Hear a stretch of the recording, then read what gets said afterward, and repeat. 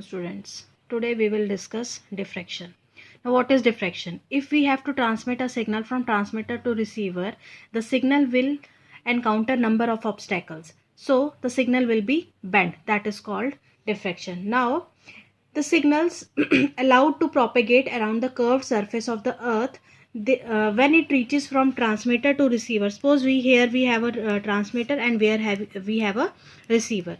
Now what happens when we transmit the signal will encounter number of obstacles like your buildings, your trees, your towers, or you can say your mountains, your hills. And when it will strike, what happened? The signal strength will be reduced. It encountered this, and after that your signal will be bent, and when it reaches over here, what we get? The signal strength will be reduced, or you can say your signal will be attenuated.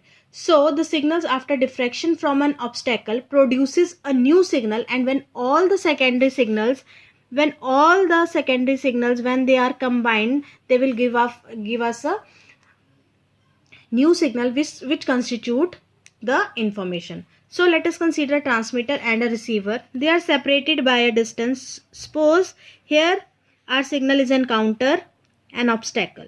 The distance between transmitter and the obstacle, let it be d1, and distance between your obstacle and receiver is d2.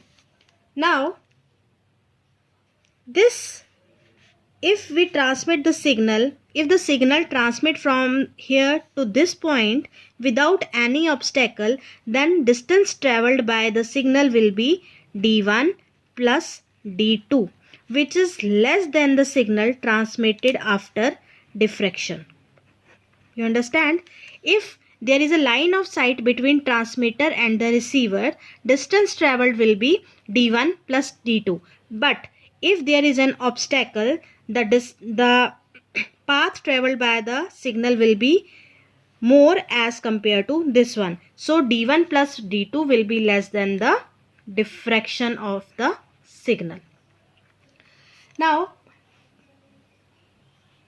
this, let us assume this height is h. Now h, if h is less than d1 and d2, then the distance between direct path, this is your direct path and this is your diffracted path.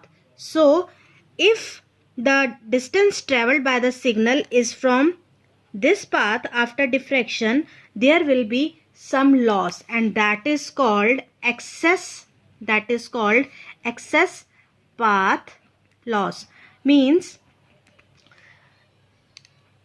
this is the distance traveled without any obstacle, and this is the distance traveled after diffraction. So the loss we encounter, that is called excess path loss, which is denoted by del, and this is equals to h square into d1 plus d2 divided by 2 into d1 and d2. Now from here, this excess path loss, what it will tell us? It tells us the signal strength.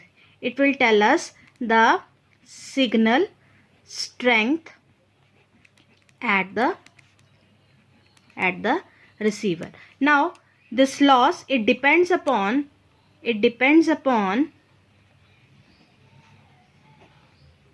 your h, that is height, this h, and depends upon d1 and d2.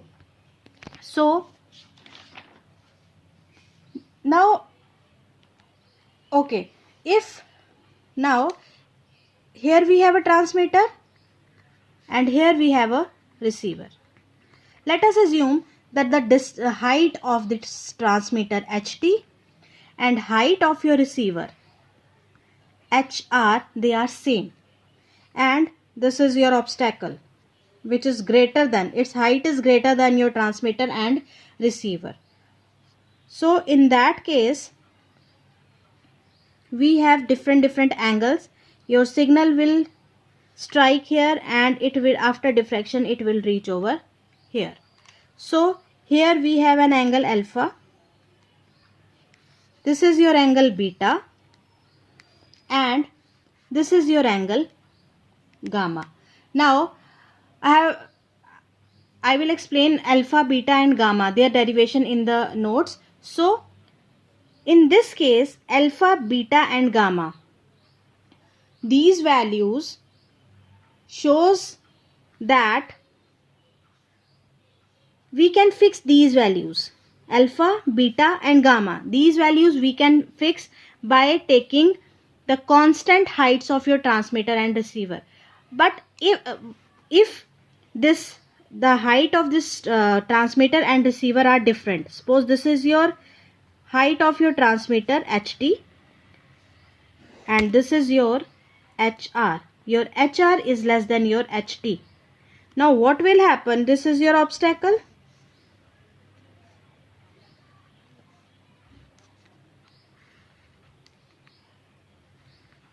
Now this is your beta. This will be your alpha and this will be your gamma. So in this case your HT is greater than H of R. But if we fix both of the heights of the transmitter and antenna, in that case it will become easy for us to calculate alpha, beta and gamma. So in general cases what we do, we generally fix our HT and HR. Generally we take it both height of transmitter and receiver equal. So now we have Fresnel's zone, which is very important. Now what is Fresnel zone? Fresnel zone. Now what is Fresnel zone? It explains the concept or diffraction losses, the losses we encountered when there is deflection because of some obstacle, and it is a function of path difference around the obstacle. Suppose we have a transmitter and we have a receiver.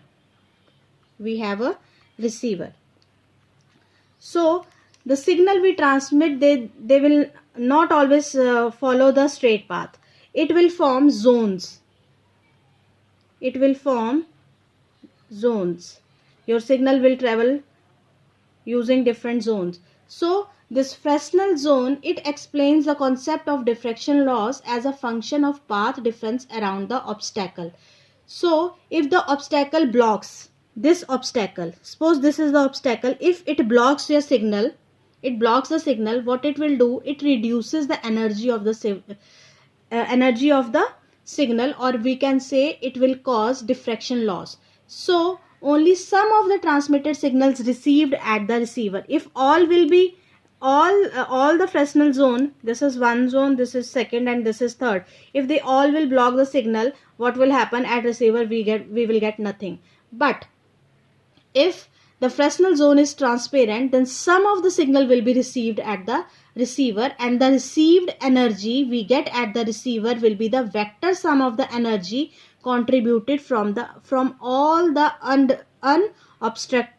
unobstructed Fresnel zone. That means if this zone will block the signals, this zone and this zone, the vector sum of first and second zone, the vector sum of these zones, they will give us the energy at receiving side. Now the energy we get at the receiving side is called the electric strength of the signal. Electric strength of the signal. Now we have three cases. We will have three cases when your transmitter and receiver heights, they will always remain same. We will fix them, but the size or the height of the obstacle cannot be in our hands. So we have three cases: when your obstacle is greater than HT and HR. Second case, when obstacle is equals to HT and HR. And third, when obstacle is less than HT and HR. So we will discuss it in next video. Thank you.